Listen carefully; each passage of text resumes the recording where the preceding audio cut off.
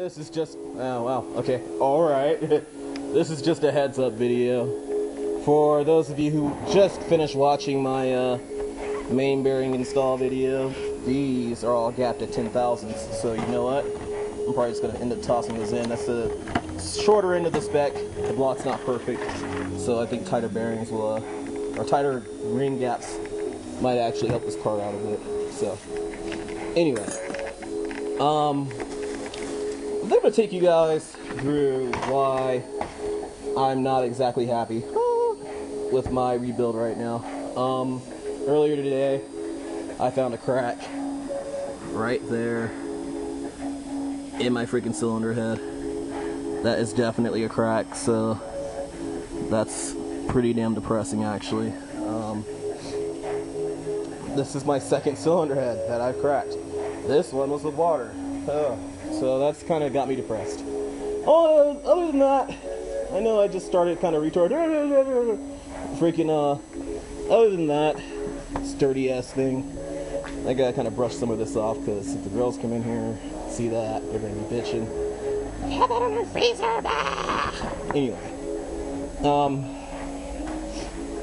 the other reason why Nez is unhappy today is because of this. Right here. This guy right here. Oh, God. It's not exactly light either. It's not light and it's not easy to pick up. Single-handed anyway. But this bad boy right here has been kind of giving me a little bit of grief. Mainly because these aren't polished. These aren't polished. And the remain seal's not polished. This is for the remain seal. And lastly, this whole oil pump assembly will not come off. I've done everything. I've yanked on it. I've unbolted the back of it and tried to get it off. It just won't come off. And the reason why is because this little retaining part for the timing belt to kind of keep it in its place. Hold on. That little bitty right here is just not coming off. I've seriously thought about cutting it. I've seriously thought about just putting a screwdriver behind it and pushing it until it came off. I tried that, but I started getting really rough with it, and I started getting scared that I was going to damage it. This is between 80 and 180 bucks, so it's not cheap. I don't want to just blow that money when I could just take my time and figure out how to get it off right. Usually after you do something like that, somebody else will come up like a week later and be like, oh, all you had to do is this, this, this, this, and this. Not the case right now. I've asked several people, and they all go, oh, well, sometimes you just have to break that shit loose. I'm the type to where when being nice fails, I'll put some muscle behind some shit, and I'm not weak, so. But the problem is that I've done that. Anyway, that's got me a little bit depressed. Because that's not coming off, which means that mounting my crankshaft is going to be a little bit funky because I have to put the bracket, the gasket on for that to get that to work. And that means I have to bolt up the oil pump before I can do anything.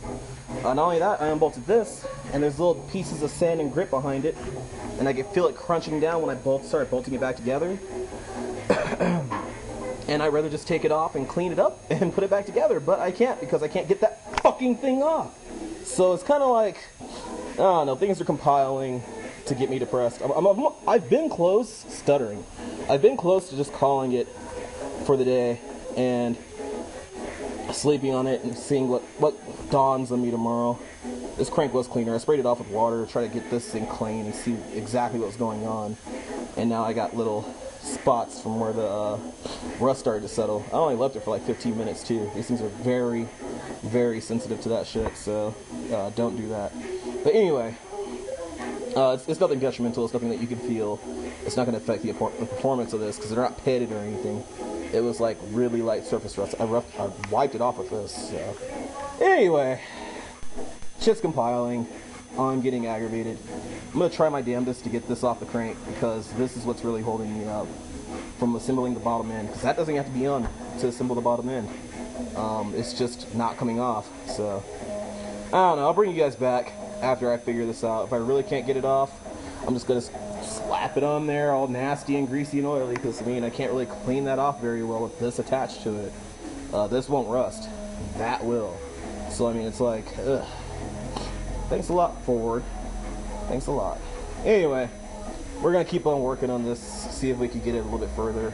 After that, once this is in, I can install pistons. Like, this is really stopping a lot, just for you guys who don't know. You have to install this first, the crankshaft, tighten down your main bearings, and then install your pistons. The block is ready, completely ready.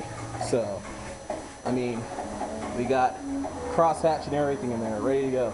It's raring to go, but it's not happening because of a punk-ass retainer on my oil pump. That's beyond frustrating. Kidding me? Really? So, I came back. Notice it's a little bent there. I came back with the attitude of, if this thing breaks, fuck it. It's jeopardizing my crankshaft and the rest of my engine, so push comes to shove, freaking I'll figure something else out. And I just started yanking on the thing with a screwdriver behind the back of it, and it came right off. What an emotional roller coaster I'm going through today. But you can even see the little marks from the freaking timing belt on there. That's all it does, is just keep the timing belt spaced right. But, I'm glad it's gone. Now we can do something I've been waiting entirely too long to be able to do. And I want you guys to be here for it. Yeah, don't fall. There we go. And that long to do that. That's all I wanted to do. So here's my oil pump. I'm gonna clean that up real nice. First, we're gonna install this. Now I'm giddy. Yeah, now I'm really giddy.